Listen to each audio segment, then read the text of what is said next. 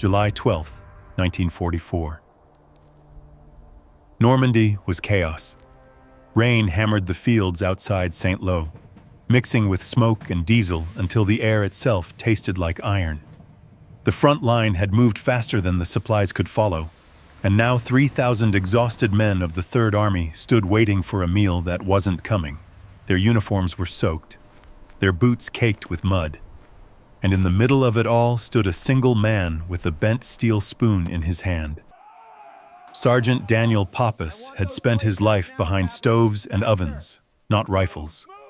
Before the war, he'd worked at the Fairmont Hotel in Chicago, commanding a kitchen that served 500 guests a night.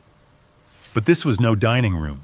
This was France, and his kitchen was 6 battered field stoves half buried in the mud. When the rain turned the firewood to smoke and the oatmeal to sludge, he slammed his spoon against the rim of the pot hard enough to bend the metal. Around him, cooks shouted orders, drivers yelled for rations, and officers barked through the downpour. Somewhere behind the smoke, a colonel's voice cut through the noise. "Pappas, my men move out in 90 minutes. They haven't eaten a hot meal in 3 days. I need solutions, not excuses." Danny wiped his hands on his stained apron and met the officer's stare. "Yes, sir, working on it." But there was no way to work on it. The M1937 field kitchens had limits. Each could serve 250 men in 6 hours. That math didn't lie. He had to feed 3,000 in one. He looked around the quagmire. Stoves sputtering in the rain, smoke burning his eyes, soldiers lined up beyond the hedgerows, waiting for food that would never cook in time. Hunger wasn't just discomfort here. It was death.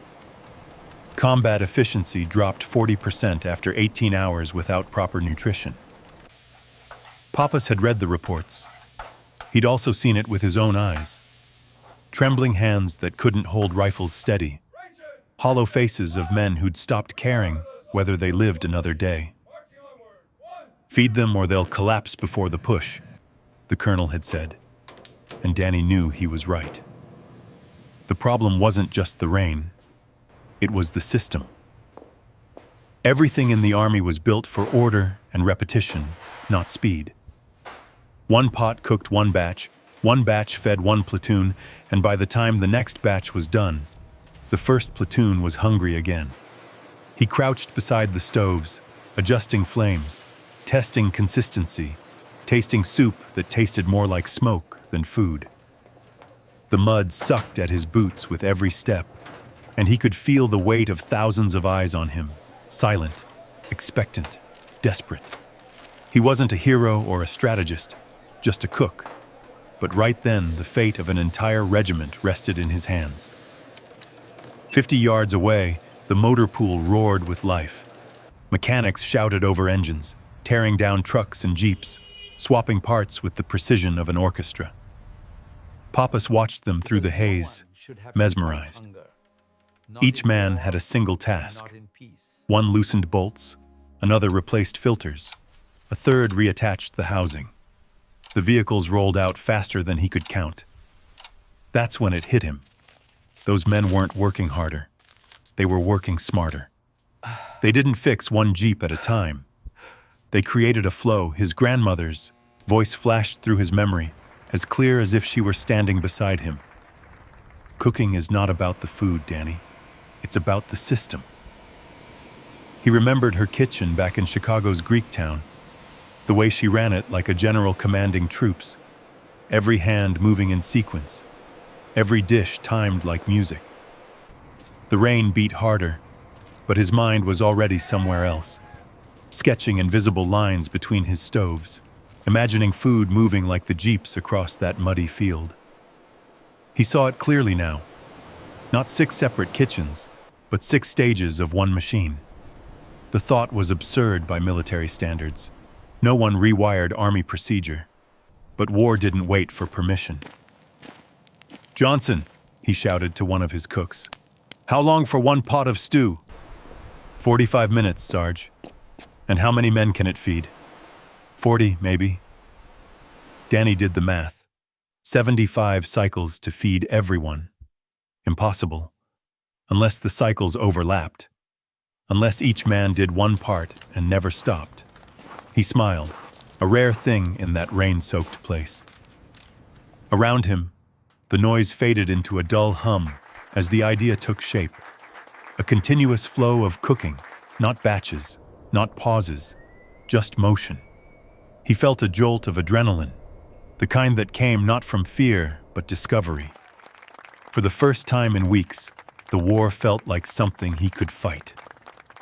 As the last light faded over the hedgerows, the field still smelled of smoke and wet diesel. The men got what little food could be salvaged, enough to march, but not enough to satisfy. The colonel would be furious at dawn, but Danny no longer cared. He had seen the future in a burst of fire and mud, and it looked like efficiency.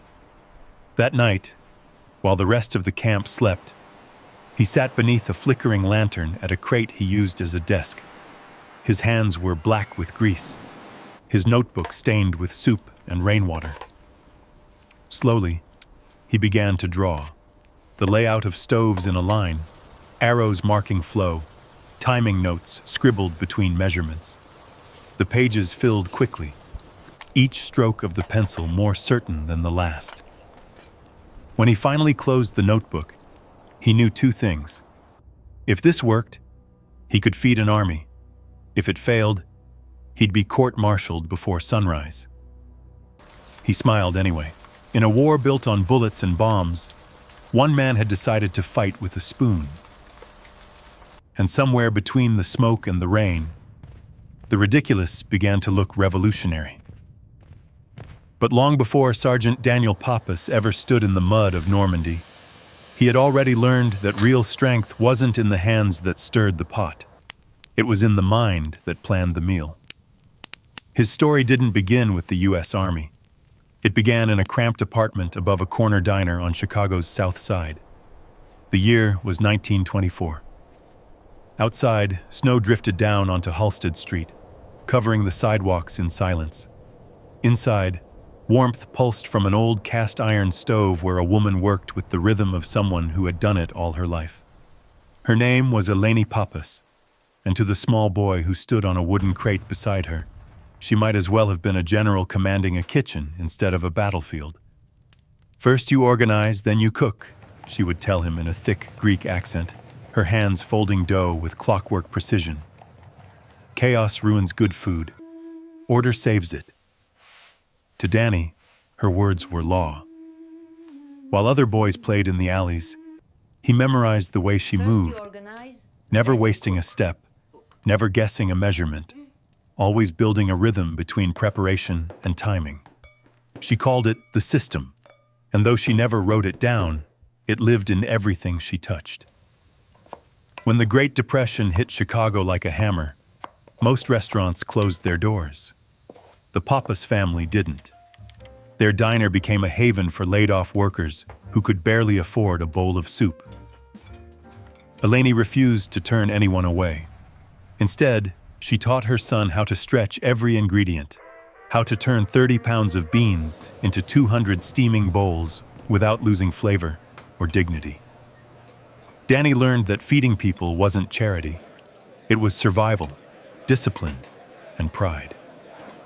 Each Sunday, lines of men in threadbare coats stretched around the block, and every one of them left with a full stomach. He didn't know it then, but he was watching his first logistics operation unfold, one pot at a time. As he grew, his father, Christos, insisted that he study engineering at Lane Technical High School. "Americans respect machines," his father said. "Learn how they think." So Danny balanced blueprints by day and soup pots by night, discovering that the math behind machines wasn't so different from the timing behind recipes. It was all ratios, flow, and precision. By the time he was 18, he could rebuild a stove or a carburetor with the same confidence. That blend of mechanic and cook, of logic and instinct, became the foundation of who he was. In 1934, while most of Chicago still crawled through the Depression, the Palmer House Hotel hired him as a line cook. It was a cathedral of brass and marble, feeding 2,000 guests a night. The executive chef, a Frenchman named Maurice Fontaine, noticed how the young Greek-American ignored convention. "You move too fast," Fontaine complained once. Danny grinned. "I move on time." A year later, Fontaine would trust him to run the banquet kitchen for 700 guests. The dinner went off perfectly, every dish landing on the tables within 30 seconds of schedule. Fontaine shook his head afterward and said, "You're not a cook, Pappas. You're an engineer who feeds people." The words stayed with him. For the next decade, he built his life around that intersection: precision and compassion, numbers and nourishment. When the radio crackled with news of Pearl Harbor, he didn't hesitate. At 29, he was older than most recruits, but he believed that no army could fight on an empty stomach. He enlisted, expecting a rifle.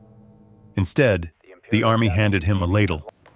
At Fort Lee, he trained under the Quartermaster Corps, studying the military's rigid methods of field cooking. It frustrated him. The manuals spoke of procedure, not people. Every page was filled with rules about timing, quantity, and sanitation, but none about speed, adaptability, or morale. He saw cooks punished for improvising, even when their changes worked. "This is how we've always done it," the instructors would bark. To Danny, that was the most dangerous sentence in the world. He started keeping notes again, scribbling improvements in the margins of his manual. More efficient layouts, ways to reuse heat, faster prep routines. His bunkmates teased him for treating the Army like a science lab, but he didn't care. He'd watched his grandmother feed hundreds with nothing but organization and willpower. The Army had better tools. Why couldn't it do the same? After training, he was assigned to the 4th Infantry Division, the one that would later storm Utah Beach. In the months leading to D-Day, he worked behind the lines, testing rations, studying logistics, and quietly modifying every piece of kitchen equipment he could get his hands on. He knew he wasn't supposed to change Army property, but every time he looked at the bulky M1937 stove, he saw inefficiency. 6 hours for 250 men. He could do better. He had to. The memory of his grandmother's voice still guided him. "First you organize, then you cook." That sentence had become a mantra, echoing louder than the drill sergeants. It wasn't about disobedience. It was about responsibility. The soldiers he fed weren't just mouths. They were the backbone of the entire operation. Without them, the tanks wouldn't move, the planes wouldn't fly, and the front would stop dead. Feeding them was his mission, his battlefield. Years later, when people asked how he'd invented the system that fed 50,000 men a day, he never talked about the war. He talked about that little kitchen on Halsted Street, the smell of bread baking through a Chicago winter, and a grandmother who refused to let hunger win. Her lesson had outlived her, carried across an ocean, through a storm of bullets and smoke, into a muddy field in France, where a general was about to demand the impossible. But long before Normandy, before the chaos and the rain, Danny Pappas had already started his quiet rebellion against the rules that made no sense. The year was 1943, and Fort Benning, Georgia, buzzed with the noise of preparation for a war that consumed every waking hour of America. For most soldiers, Fort Benning meant weapons, tactics, and drills. For Pappas, it meant a row of steel stoves, a stack of manuals, and the unshakable feeling that he was reading the wrong kind of playbook.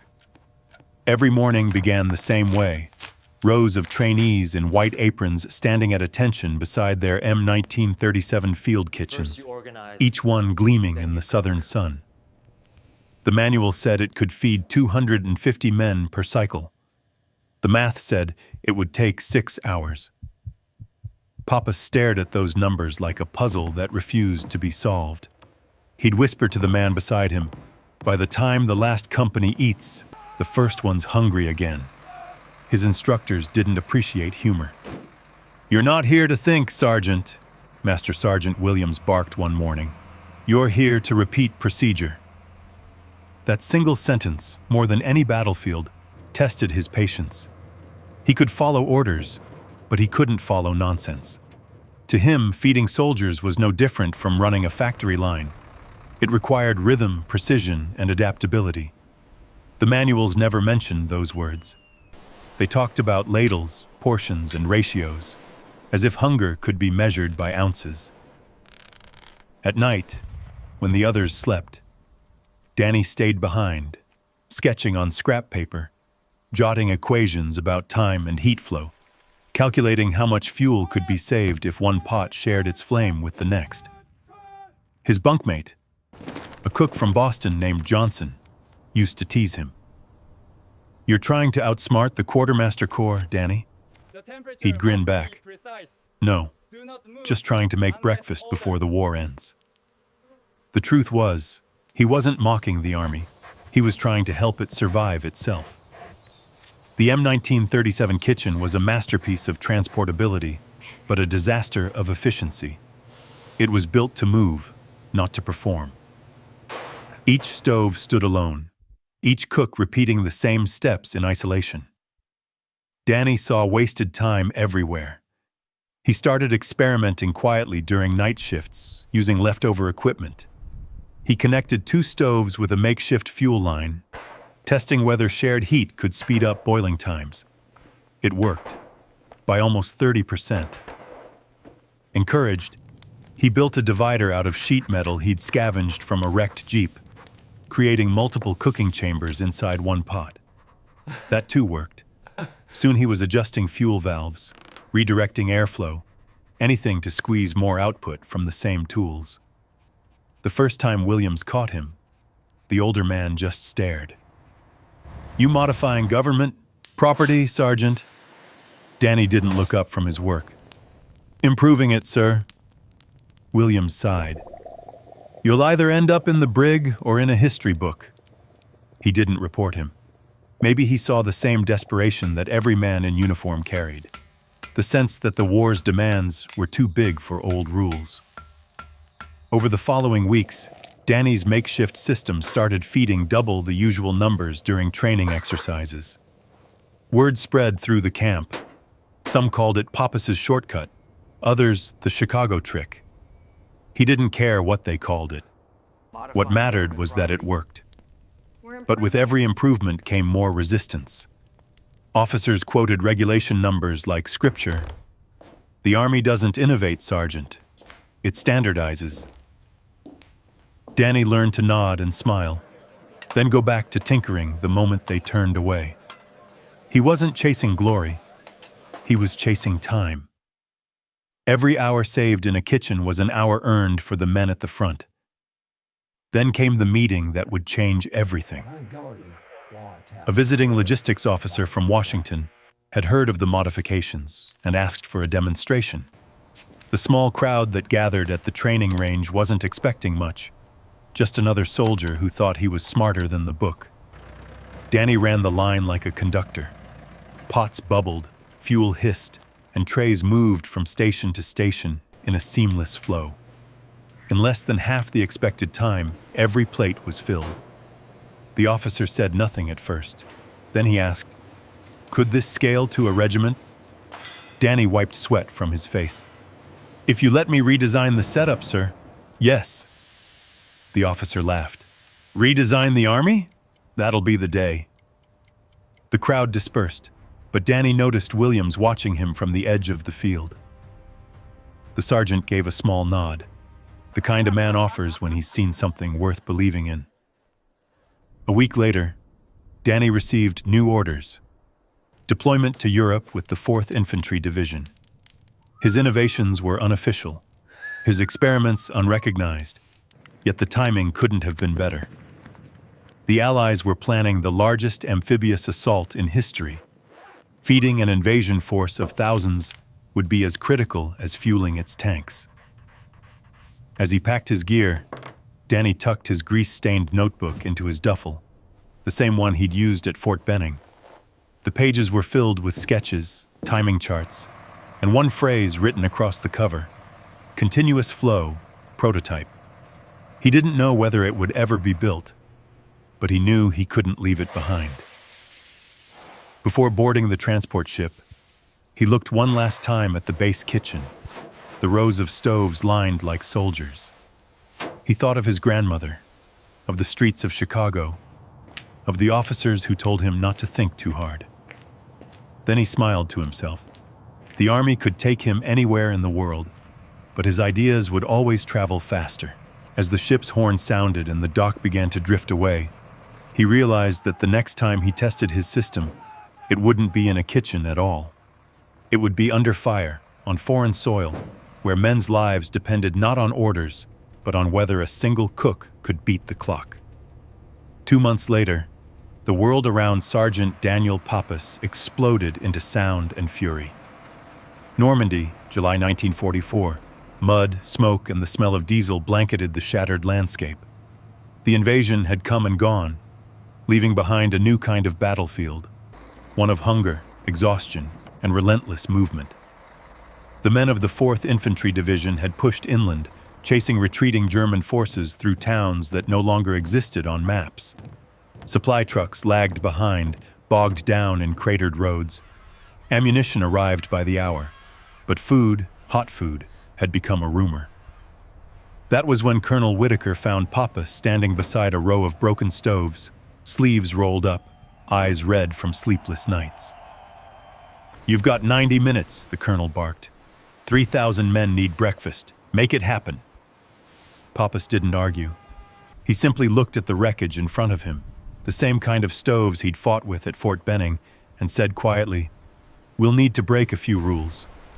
He gathered his 20 cooks, young men barely older than boys, their faces smeared with ash. "This isn't a kitchen anymore," he told them. "It's an assembly line. The food moves, not you." The men exchanged uncertain glances, but there was something in his tone, a calmness amid the chaos, that made them listen. Through the night, he worked with the motor pool, scavenging hoses, valves, and steel sheets from wrecked jeeps. He rewired fuel lines, linked stoves in a straight line, and labeled each station by task: meat, vegetables, starch, sauce, assembly, service. By dawn, 6 battered M1937 field kitchens had become something entirely new, a continuous flow machine powered by exhaustion and faith. At 5:30 a.m., the order came down: test run, 1 company only. Captain Reynolds watched with arms crossed as Pappas gave the signal. Flames roared to life, pots clattered, and the first ingredients moved down the line like bullets in a cartridge belt. Cooks shouted to one another, passing trays instead of rifles. For the first time in military history, food didn't stop moving. In less than 10 minutes, 150 men were fed: oatmeal, bacon, eggs, coffee, each plate steaming in the cold dawn. Then, disaster. A fuel line split near Station 3, sending a burst of flames skyward. The men froze, waiting for orders that didn't come. Pappas didn't hesitate. He grabbed a fire extinguisher, smothered the flames, cut the damaged line with a kitchen knife, and reconnected it using a strip of rubber torn from a Jeep tire. His apron caught an ember, burning through the fabric, but he didn't stop. 30 seconds later, the line was back in motion. When it ended, Captain Reynolds checked his watch: 17 minutes and 42 seconds from start to finish. He looked at the colonel, who simply nodded. "Feed the regiment," Whitaker said. "All of them." That night, under the dim light of a field lantern, the team expanded the system. They scavenged additional burners from a supply dump, welded new dividers, and doubled the line into 3 parallel chains. Each cook drilled his one motion until muscle memory took over. Crack, stir, scoop, pass. There were no wasted seconds, no unnecessary movement. At sunrise, the full test began. 3,000 men lined up across the muddy plain, helmets off, mess kits in hand, staring at what looked more like a factory than a kitchen. The first shout came from Pappas: "Begin!" And the system roared to life. Food moved like clockwork, smoke billowing into the pale sky. Within 6 minutes, the first soldiers were eating.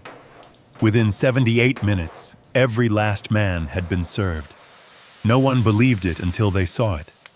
The impossible had become routine. The men cheered, laughing between bites of eggs and toast, their faces softening for the first time in weeks. Colonel Whitaker approached Pappas quietly.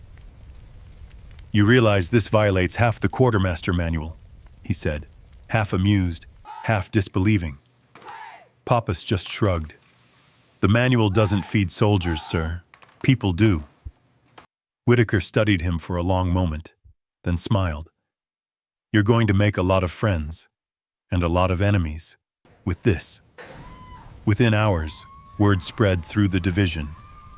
They called it Operation Hot Breakfast, though the name wasn't official. Other units began copying it, rearranging their kitchens in straight lines, experimenting with timing, trying to match the efficiency of the original.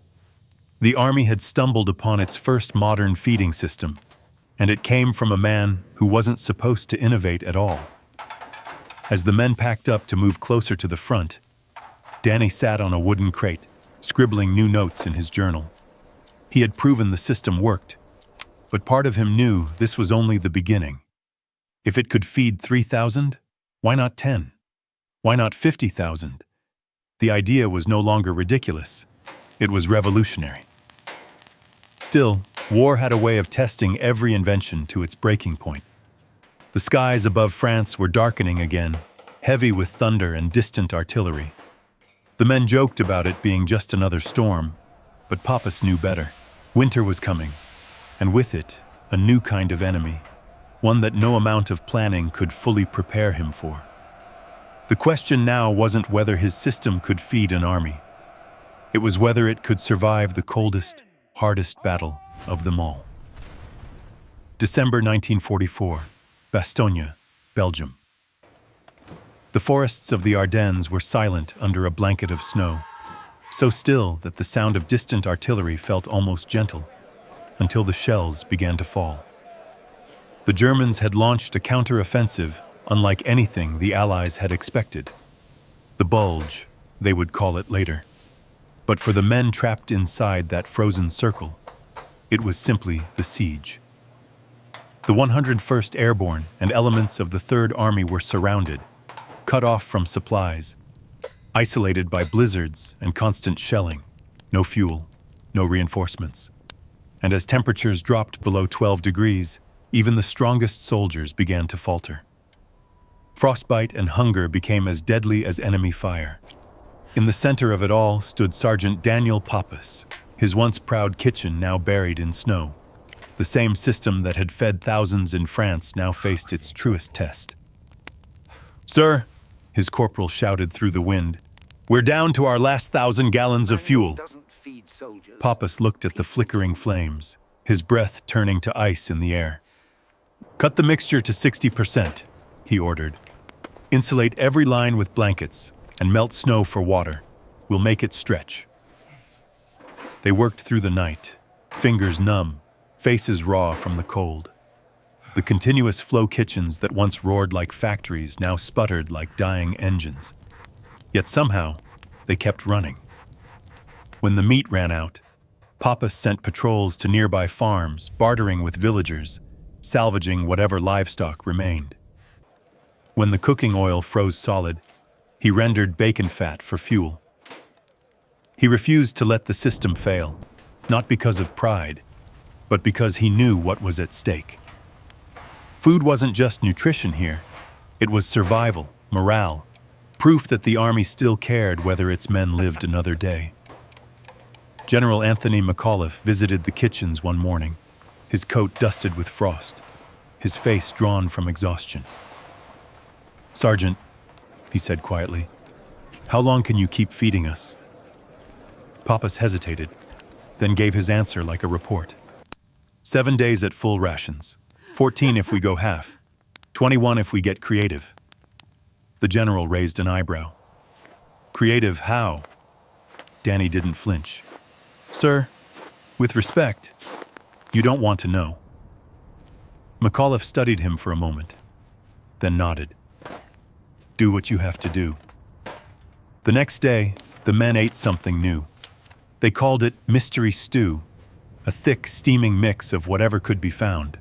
Horse meat, root vegetables, even scavenged flour from a destroyed bakery. It wasn't elegant, but it was hot, and it kept them alive. For many, it was the first real meal in a week. Snow fell harder as days passed. Men huddled near the kitchens for warmth, hands outstretched toward the flames that never went out. Pappas had wired his stoves in a circular pattern now, trapping heat, conserving every drop of fuel. He walked between them like a conductor in a frozen orchestra, adjusting valves, checking temperatures, urging his exhausted crew to keep moving. "If you stop," he told them, "they stop fighting." His voice was hoarse, but his conviction was steady. The siege dragged on. German artillery pounded the perimeter relentlessly. 2 kitchens were destroyed in one blast, but Pappas refused to abandon the system. He rerouted the workflow, splitting the tasks among fewer stations, adapting in real time as if the snow itself were another adversary to outsmart. One night, as the bombardment paused, Corporal Morris approached, his face gray from fatigue. "Sarge, my hands don't work anymore," he whispered. Danny took the ladle from him and stirred with his palms. "Then use these," he said softly. "We cook until they eat. That's the deal." Word spread through the ranks. Soldiers began calling him the man who never lets the fire die. It wasn't a title he wanted, but it was one he earned. By Christmas Eve, supplies were nearly gone. The air froze before it reached the lungs, and hope was a fragile thing. Then, in the distance, came a sound few recognized at first, the low rumble of engines, tanks. But these weren't German, they were American. Patton's Third Army had broken through. Relief columns rolled into Bastogne with supplies, ammunition, and food. General George S. Patton himself arrived 2 days later, touring the shattered town. When he reached the kitchen sector, he stopped to watch Pappas and his men still working, still serving bowls of stew from the same scarred pots. "You're Sergeant Pappas?" Patton asked. Danny straightened, saluting with a hand wrapped in bandages. "Yes, sir." The general picked up a tin cup, tasted the stew, and smiled faintly. "My quartermasters tell me you've been feeding 50,000 men a day out here, in this mess." Pappas nodded. "Yes, sir. The system holds if you trust it." Patton chuckled. "Every general since Alexander's been trying to keep soldiers fed. You might be the first to actually do it." For a moment, the war fell away. The 2 men stood amid the snow and smoke, surrounded by the quiet triumph of something simple but profound. Men eating, laughing, alive. Patton clapped him on the shoulder. "Remember this, Sergeant. In war, the ridiculous often becomes the essential." Then he turned and walked away. As the tanks moved out and the relief columns took over, Pappas finally allowed himself to sit. The snow melted on his gloves, the fires still flickering beside him. Around him, men slept with full stomachs for the first time in weeks. He looked at his notebooks, the same ones from Fort Benning and Normandy, pages torn and stained but intact. His ridiculous recipe had done what no regulation could: keep hope alive in the coldest place on earth. But even as the smoke cleared, he knew his fight wasn't over. The war would end. But the question remained: what would happen to his system when the guns went silent? Would it vanish into another forgotten chapter? Or would it change how the world itself learned to feed the living? For Sergeant Daniel Pappas, peace arrived not with parades or medals, but with an empty silence that echoed louder than any artillery. When he returned home to Chicago in late 1945, the city looked smaller, quieter, as if it too were trying to remember what normal felt like. The diner on Halsted Street where his grandmother once ruled the stove was gone, replaced by a vacant lot. The war had changed everything, even the smell of the air. Yet the lesson she had given him, the one that had carried him through mud, frost, and fire, remained unshaken. Feeding people was more than work. It was duty. America was rebuilding now, flooded with returning veterans and the restless energy of a nation that had learned how to manufacture at impossible speed. The same assembly lines that had once turned out tanks and aircraft were now retooling to make refrigerators, radios, and kitchen appliances. To most, it was a sign of progress. To Pappas, it was opportunity. He took a modest loan from a veterans program and rented a warehouse on the city's south side. There, surrounded by salvaged equipment and grease-stained notebooks, he began designing something new, not for war, but for life after it. He called his invention the continuous flow catering system. The principle was the same as it had been in Normandy. Divide the process, specialize each step, eliminate downtime, and let motion do the work. The difference now was scale. Where once he fed thousands of soldiers, he now envisioned feeding entire stadiums, factories, and schools. In 1946, he founded Pappas Catering Systems, hiring veterans who, like him, struggled to fit back into civilian life. "You kept me alive at Bastogne," one man joked during training. "Now you're teaching me how to serve baseball fans." Danny laughed, but didn't correct him. For him, the work was still about survival, just a quieter kind. Word spread quickly. By the early 1950s, the company's streamlined serving lines were being installed in military bases, university cafeterias, and the new interstate diners that dotted post-war America. Engineers from major corporations visited his shop to study his system, fascinated by how efficiently it turned chaos into order. The principles that had kept an army alive were now feeding the heart of a growing nation. But even as success followed, Pappas remained humble. He still wore his service jacket in the workshop, the fabric frayed at the cuffs. "We're not inventing anything new," he'd tell his employees. "We're just perfecting what the war forced us to learn." In 1958, the U.S. Army Quartermaster Corps officially adopted his continuous flow model into its modern field kitchen design. They invited him to Fort Lee, Virginia, to consult on the prototype. Standing in that familiar line of stoves, he felt a wave of déjà vu, the same smell of heat and metal, only this time without the fear. Young cooks saluted him, unaware that the graying man before them was the reason their work seemed so effortless. He didn't mention Bastogne. He just smiled and told them to keep the flames steady. Over the next 3 decades, the system evolved into the backbone of industrial food service. Airlines used it to feed passengers at scale. Hospitals adopted it to serve patients on strict schedules. Fast food chains built their empires on its principles: repetition, timing, flow. In a way, every hamburger that reached a counter in under a minute owed a quiet debt to the mud-soaked kitchens of 1944. Yet recognition came slowly. Danny never sought attention. He simply worked, taught, and refined. By the 1970s, his company had expanded to 23 states, serving over 100,000 meals a day. When a journalist once asked what motivated him, he paused before answering, "Because no one should have to fight hunger, not in war and not in peace." In 1994, at 83, he received a letter from the Department of the Army inviting him to Normandy for the 50th anniversary of D-Day. The event would also dedicate the new culinary training facility at Fort Lee in his name, the Pappas Center for Field Feeding Systems.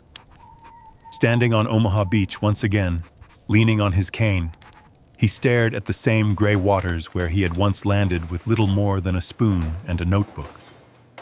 Around him, flags fluttered in the wind, and younger soldiers, children of the men he'd once fed, stood at attention. A young captain approached and saluted. "Sir," he said, "every cook in the army knows your name." Pappas chuckled. "That's funny," he replied. "I spent most of my career getting yelled at for breaking the rules." They walked together toward the dedication plaque, its metal gleaming under the sun. Inscribed were the words of General Patton. In war, the ridiculous often becomes the essential. The same line spoken in the snow at Bastogne, now cast in bronze for generations to read. For a long time, Pappas said nothing. Then he whispered, almost to himself, "I guess the ridiculous can last a long time after all." The ceremony ended, but he stayed by the shoreline as the crowd drifted away. The sea rolled in, endless and calm, washing over the ghosts of history. In that quiet moment, he thought about the men who'd once lined up with empty mess kits, the smell of bacon through the cold air, the laughter that cut through fear. They had all been so young. He wondered if they ever knew that something as simple as a hot meal had helped them survive the darkest winter of their lives. He never called himself a hero. He wasn't. He was just a cook who refused to accept that hunger was inevitable. And because of that stubborn refusal, millions would eat faster, safer, and better for generations to come. As the sun dipped below the horizon, he turned away from the water, his reflection fading in the surf. Somewhere between that muddy field in France and every hot meal served on an American table, Sergeant Daniel Pappas had proved a quiet truth, that sometimes the ideas the world laughs at first are the very ones that keep it alive. Would anyone remember that a single cook changed the way armies, nations, and families fed themselves? Maybe not.